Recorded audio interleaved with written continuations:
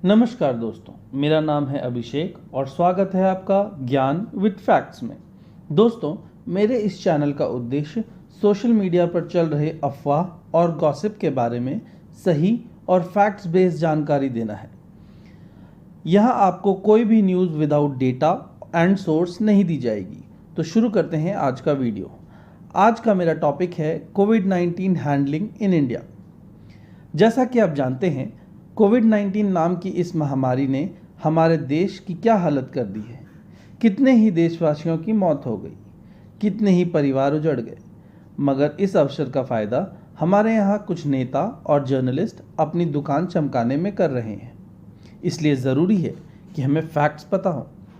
दोस्तों, कोविड महामारी रोकने में हमारी केंद्र और राज्य सरकारों की क्या संवैधानिक भूमिका होनी चाहिए और क्या हमारी सरकारों ने ये भूमिका ठीक से निभाई और नहीं तो उनसे कहाँ चूक हो गई, ये सभी फैक्ट्स हमें पता होने चाहिए। दोस्तों, हमारे यहाँ जो पहला केस कोविड का आया था वो पिछले साल 27 जनवरी 2020 को एक 20 साल की लड़की केरल में कोविड पॉजिटिव पाई गई।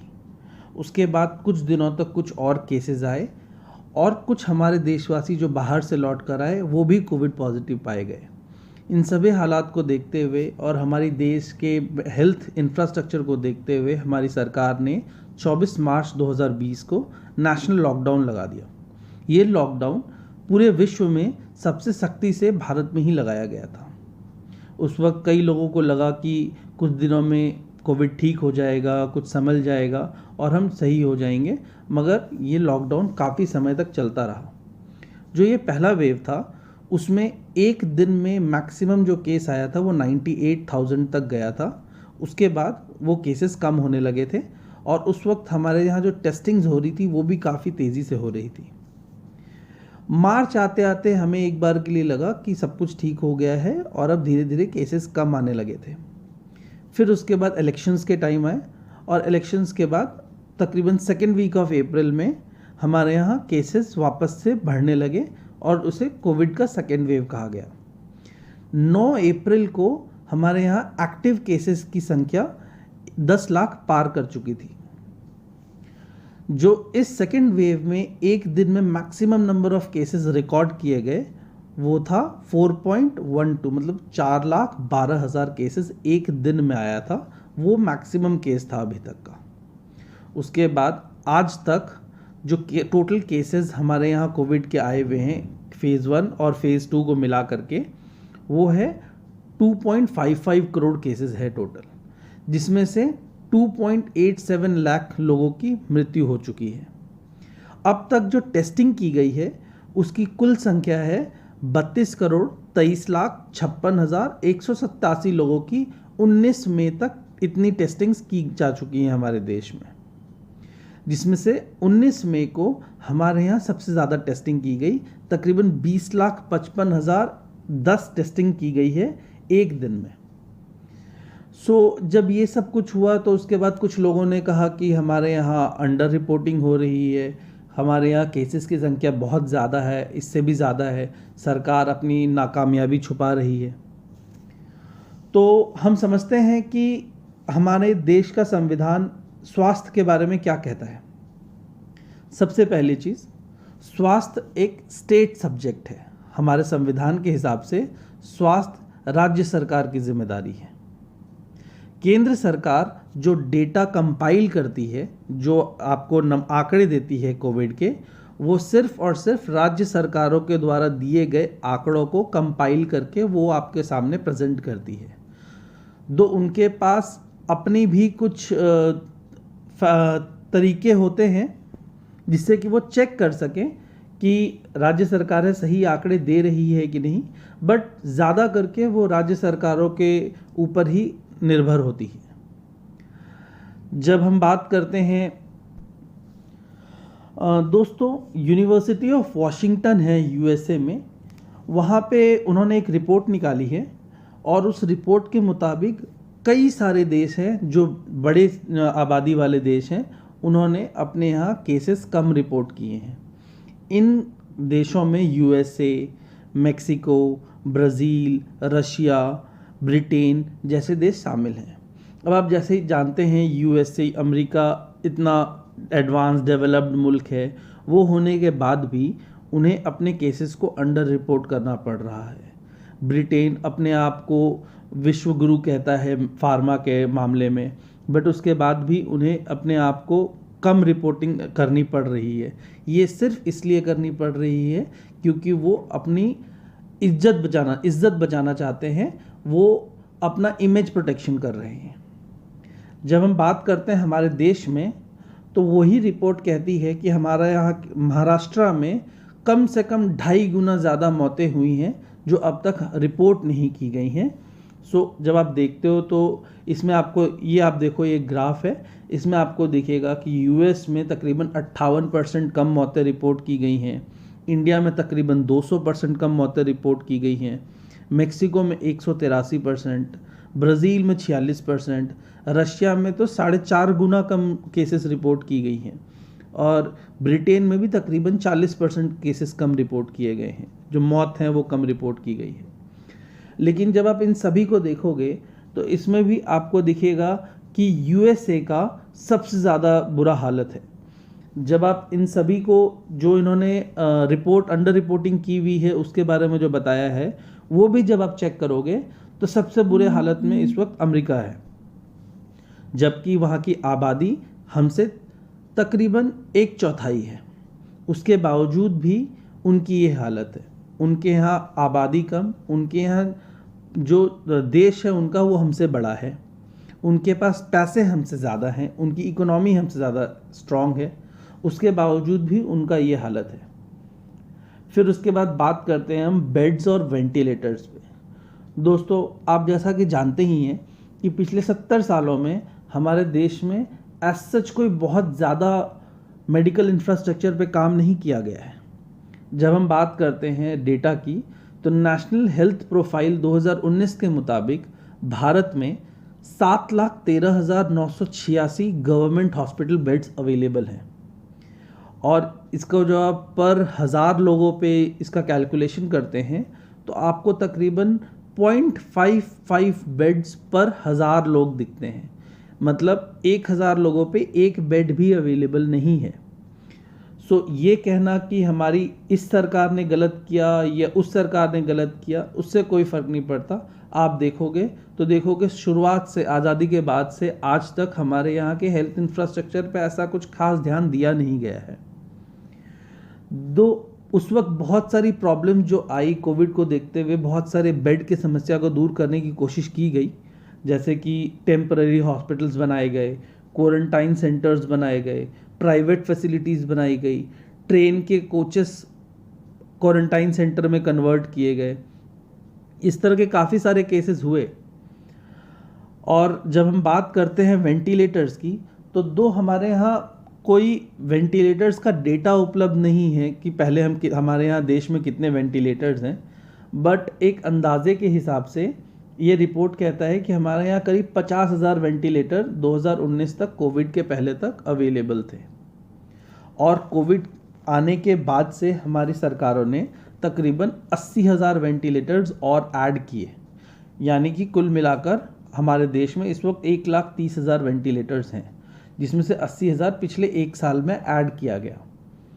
60,000 वेंटिलेटर्स गवर्नमेंट ऑफ इंडिया ने खरीदा, जिसमें से 50,000 के पैसे पीएम केयर्स फंड से दिए गए, 10,000 देश का हेल्थ बजट जो था उससे किया गया, और बचे हुए 20,000 को जो एड्स बाहर से वेंटिलेटर्स आए दूसरे देशों से, जो प्राइवेट हॉस्पिटल्स और ट्रस्ट के थ्रू जो आए, उनसे ऐड किया गया। फिर उसके बाद दोस्तों हमें सुनने को मिलता है कि काफ़ी सारे वेंटिलेटर्स फॉल्टी थे। बहुत सारी राज्य सरकारों ने ये शिकायत की कि आपने जो भारत सरकार की तरफ से जो वेंटिलेटर्स दिए गए हैं वो अच्छी क्वालिटी के नहीं हैं, उनकी क्वालिटी अच्छी नहीं है, इसलिए वो यूज़ नहीं कर पा रहे, वो रखा रहा। और जब आप देखोगे तो ज़्यादा करके ये जो शिकायतें थी वो non BJP, non NDA ruled state से ही आ रहा था। उसमें भी कांग्रेस रूल्ड स्टेट, आप फिर वेस्ट बंगाल देख लो ममता बनर्जी, और दिल्ली से।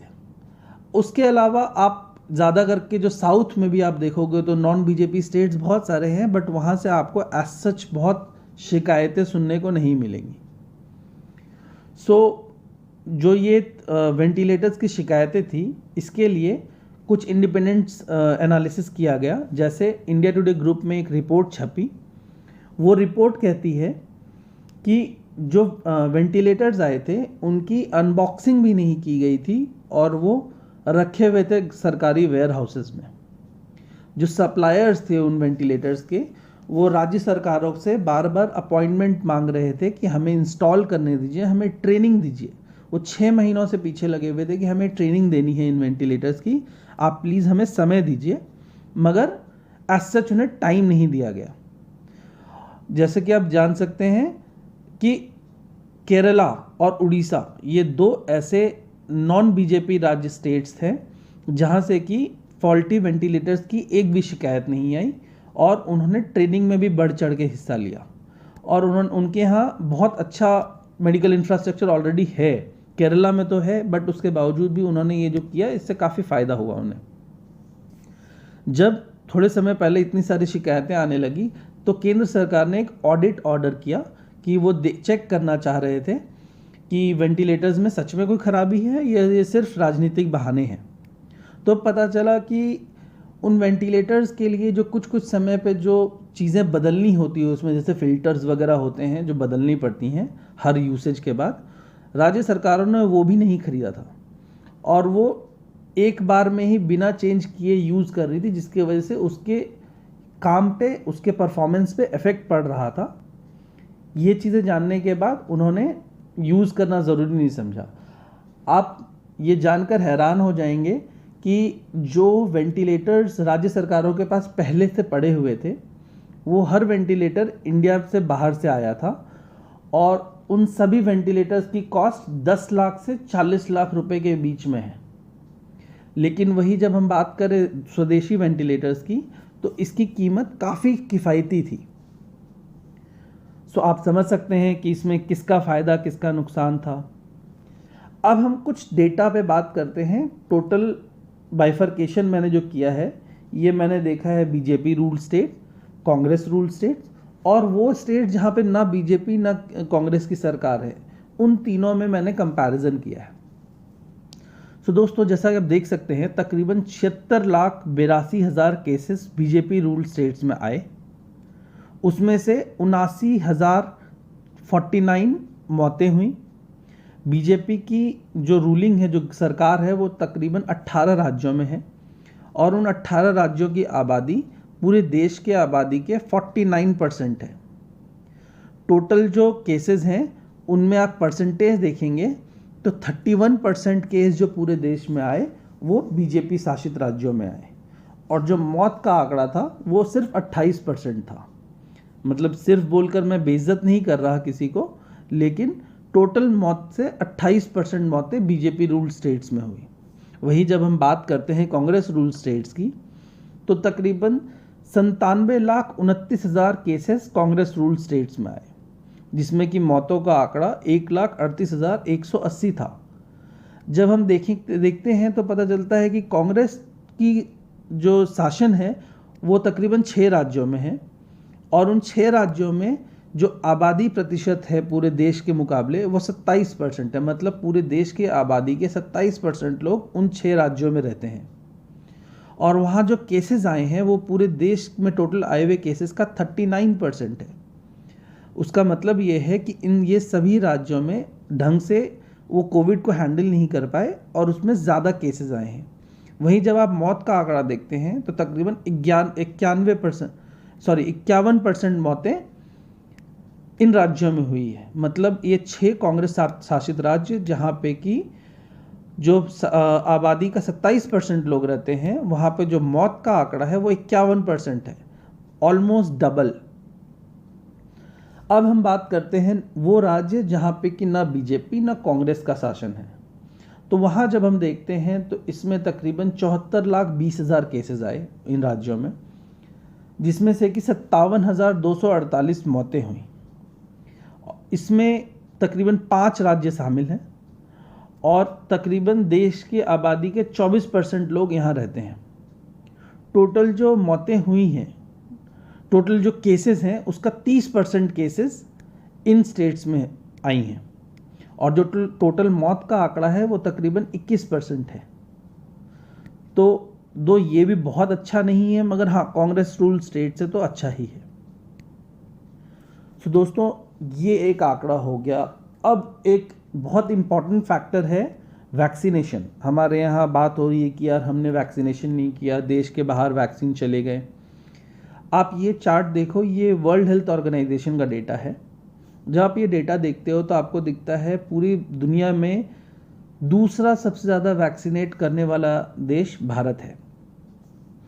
एक देश जहाँ की आबादी पूरी दुनिया में, आप चाइना के बाद समझो दूसरे नंबर पे है, वहाँ पे इस तरह से वैक्सीनेशन प्रोग्राम चलाना, जब आप आबादी के प्रतिशत में देखोगे तो आपको ये भले ही बहुत कम लगे, मगर जितने संसाधन हैं और जिस हिसाब से काम कर रहे हैं, जितने लोग हैं, जो कैपेसिटी है, उन सबको आप देखो तो ये नंबर बहुत अच्छे हैं, बहुत इम्प्रेसिव हैं। सो इसे डिमीन करने का मुझे कोई मतलब समझ में नहीं आता। आप इसके कंपैरिजन में देखो Germany, France, Italy, Spain, Russia, Israel तो चलो अब पूरे अपने पॉपुलेशन को वैक्सीनेट कर चुका है, बट ये जो बाकी ब्रिटेन, ये सारे जो देश हैं ये हमसे ज़्यादा अमीर देश हैं, इनके यहाँ आबादी हमसे कम है। अभी तक तो उस हिसाब से इन्हें अपने पूरे पॉपुलेशन को वैक्सीनेट कर देना चाहिए था, बट ये नहीं कर पाए। दैट मीन्स सरकार की कमी कुछ हद तक आप कह सकते हैं, बट इतनी नहीं है। अच्छा काम हुआ है, जो अच्छा हुआ है उसे अप्रिशिएट करना चाहिए। अब जब हम इसमें देखते हैं तो काफ़ी सारी चीज़ें पॉलिटिक्स से जुड़ी हैं। जब मैं पॉलिटिक्स की बात करता हूं तो लोग इसमें तमाम तरीके की चीज़ें बोलते हैं कि ऑक्सीजन की कमी हुई, फिर जो स्वास्थ्य सुविधा थी केंद्र सरकार ने उपलब्ध नहीं कराई। दोस्तों ये कोरी राजनीति है। जब आप हेल्थ इंफ्रास्ट्रक्चर की बात करते हो, हेल्थ अगर स्टेट सब्जेक्ट है तो उसमें केंद्र सरकार के हस्तक्षेप का वैसे तो कोई अर्थ नहीं रह जाता है। जब पिछले साल आपको याद होगा, जब केंद्र सरकार ने लॉकडाउन लगाया था तो यही राज्य थे जो शिकायत कर रहे थे कि यार केंद्र सरकार हमारे अधिकारों का अतिक्रमण कर रही है। मगर इस बार ऐसा कुछ नहीं है। मगर इस बार उनके पास बहाने भी नहीं हैं। लोग उनसे शिकायत कर रहे हैं कि आपने क्या किया, तो वो नहीं बता पा रहे, तो उन्हें अब केंद्र सरकार पर डालना है। इस बार पिछले साल आपको याद होगा कि जब लॉकडाउन लगाया था तो राहुल गांधी कितने सारे प्रेस कॉन्फ्रेंस और वीडियो कॉन्फ्रेंस कर रहे थे और वो बोल रहे थे कि सरकार इकोनॉमी डुबो रही है। उस समय लोगों की मृत्यु कम हुई, लोग बच रहे थे, लोगों की जान सरकार ने बचाई। तो राहुल गांधी और दूसरे अपोजिशन पार्टीज़ ने देखिए उनके साथ कितना मतलब क्या बोल सकते हैं उससे, कितना प्रॉब्लम क्रिएट करने की कोशिश की। वही इस साल जब सरकार लॉकडाउन लगाने की स्थिति में नहीं है, क्योंकि अब इकोनॉमी सपोर्ट नहीं कर सकता, सरकार के पास इतने पैसे उपलब्ध नहीं है, तो वो उस चीज़ के लिए बोल रहे हैं कि आप लॉकडाउन नहीं लगा रहे। तो ये कोरी राजनीति है। मैं अब अगला वीडियो एक बनाऊंगा जो सेंट्रल विस्टा प्रोजेक्ट के ऊपर बनाऊंगा, क्योंकि बहुत सारे आरोप लग रहे हैं, बहुत सारी बातें आ रही हैं कि सेंट्रल विस्टा मोदी अपने घर के लिए बना रहा है और ये क्रिमिनल वेस्टेज है। सो मैं आपको बताऊंगा कि कोविड-19 और सेंट्रल विस्टा में क्या अंतर है और क्यों ये पैसों की बर्बादी नहीं है, और जो अभी हो रहा है वो बिल्कुल सही हो रहा है। उससे उल्टे पैसों की बचत होगी, देश को, इकोनॉमी को सपोर्ट मिलेगा। ये मैं आपको अब अगले वीडियो में बताऊंगा। धन्यवाद।